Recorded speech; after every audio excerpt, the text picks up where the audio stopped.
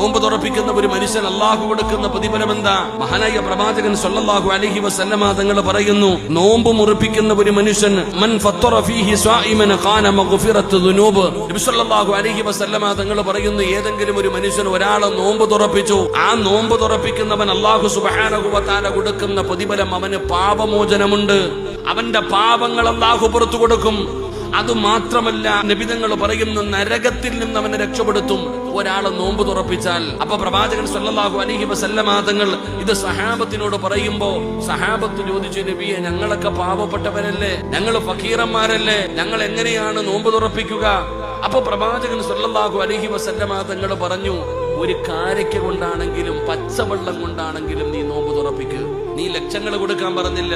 നിനക്ക് നിന്റെ കയ്യിൽ, നീ പള്ളിയിലേക്ക് പോകുമ്പോ കാരക്ക നിന്റെ കയ്യിലുണ്ട്.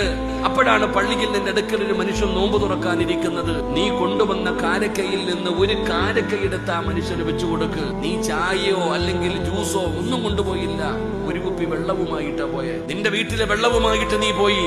അപ്പോഴാണ് ഒരു പാവപ്പെട്ട മനുഷ്യൻ നിന്റെ അടുക്കലിരിക്കുന്നു നോമ്പ് തുറക്കാൻ. ആ മനുഷ്യന് നീ കൊണ്ടുപോയ പച്ചവെള്ളം നീ കൊടുക്ക്. ഒരു കാരക്കയോ ഒരു പച്ചവെള്ളമോ കാരക്കയോ കൊടുത്ത് നീ നോമ്പ് തുറപ്പിച്ചാലും അള്ളാഹു നിന്റെ പാപം പുറത്തു തരും, നിന്നെ നരകത്തിൽ നിന്ന് രക്ഷപ്പെടുത്തുമെന്ന് ആദരവായ പ്രവാചകൻ നബി മുഹമ്മദ് മുസ്തഫ